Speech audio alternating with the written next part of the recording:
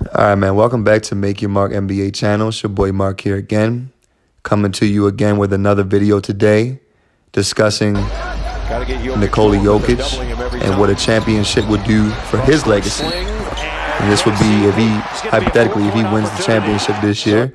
Of course, this will be his first championship. He's already a back-to-back regular season MVP.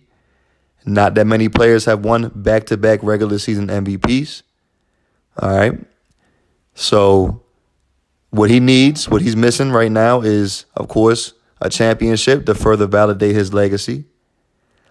And now, as of right now on NBA.com, they do have him listed number 1 in the MVP rankings thus far this season. It is a chance that he could win a third straight. Now, does the NBA necessarily want to give it to him? Who knows? Because usually when you don't win a championship, after you've been awarded 2 straight regular season MVP awards, they're normally not trying to give you a third one in a row.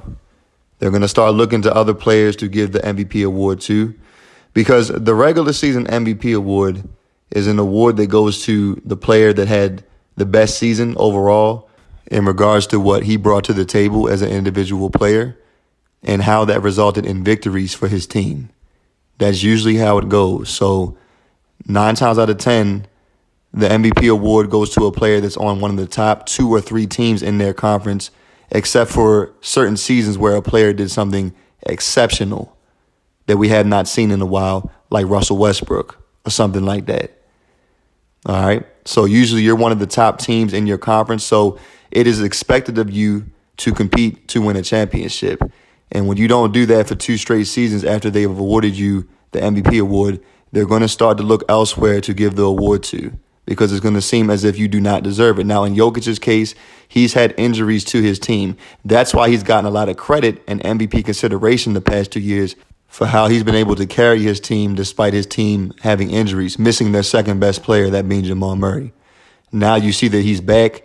They're tied for number 1 in the Western Conference right now. So Jokic is number 1 on NBA.com right now in regards to the MVP rankings. So we still have a little ways to go, of course, before the season ends, at least the regular season ends. I do think they want to give it to Luka Jokic, and they're also looking at players like Jason Tatum, Joel Embiid. But if the Nuggets keep it up like how they've been playing thus far this season, then, they might have no choice but to give it to him, because statistically he is, between him and Luka Jokic, statistically they are having the top 2 seasons in the NBA this year. And I do believe that those 2 players are the most valuable to their team's success, that being Nikola Jokic and Luka Jokic. So we'll see how that turns out. And let me say this, though. If Nikola Jokic is able to win 3 straight, number 1, he'd be the second player in the modern history of the NBA to do that. The modern history being starting in 1976 when the ABA and NBA merged together, or in 1980 when they brought in the three-point line. All right, so he'd be the second player after Larry Bird to do that in the modern era of the NBA. So if he does that and then also captures his first championship this year, and of course, most likely he would win the Finals MVP as the best player on his team. Now all of a sudden he has the same career as Moses Malone. What do I mean by that? Both him and Moses Malone would have 3 straight, or not 3 straight, but 3 MVPs in total, and 1 championship with the Finals MVP. And on anybody's list that you'll find, Moses Malone usually is the number 6 ranked center in NBA history. Now Jokic's career would be right on par with his. They would pretty much be hand in hand. All right. So now we have to evaluate where we're going to rank Jokic. Just based off what I said, he would be right outside the top 5. No, he has not put in the time of a Kareem Abdul-Jabbar or a Shaq or an Hakeem or, Wilt and Bill Russell. He hasn't put in as many dominant seasons as all of them. But at the end of the day, he would be creeping up on them in regards to accomplishments. Now, he would still have a ways to go to get to the likes of Kareem or Bill Russell or somebody like that. Or, a Wilt in regards to, well, no, actually, I'll take that back. He wouldn't even be far behind him. All right, so yeah, he'd be right in the mix in regards to all-time great centers. That's my point, man. All right, already you would have to throw him up there. Okay, so it's very important for Nikola Jokic to actually win a championship this year. Not this year, but just in general before his career is over. At least one. At least one. So, and I believe it's definitely possible, highly possible, that he will be able to get one.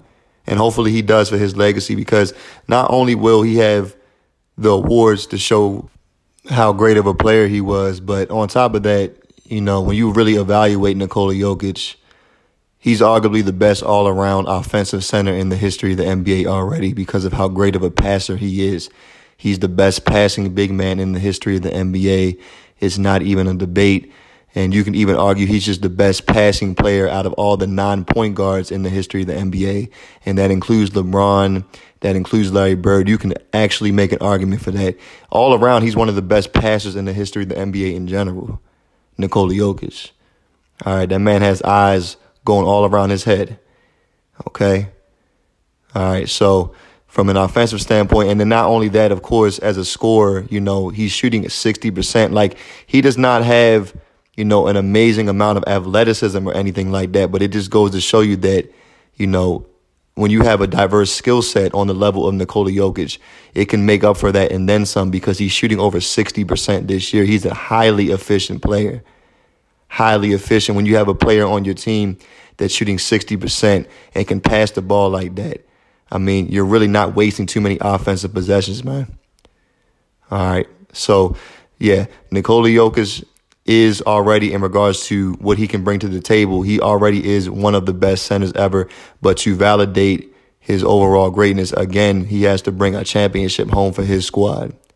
And once he's able to do that, if he's able to, then we can start having discussions about where he ranks within the top 10, you know, how high he should be. Like, those would be realistic conversations that we would be forced to have if he's able to accomplish these things that I've stated thus far in this video. So, especially if he's able to do that this year, wow, you know, what a big jump he would take. But we got to wait to see if it happens. So, but anyways, though, you guys let me know what you think about my breakdown on that. You know, leave your comments. Give me a like on the video. If you really enjoyed the content, drop a like. And if you're new to the channel and you enjoyed the content, not only can you drop a like, but please subscribe. And also share the video as well. It's much appreciated, and all the support I've been getting thus far on my channel is much appreciated. So I thank you guys again. Once again, all praise be to the Most High. Thank you again.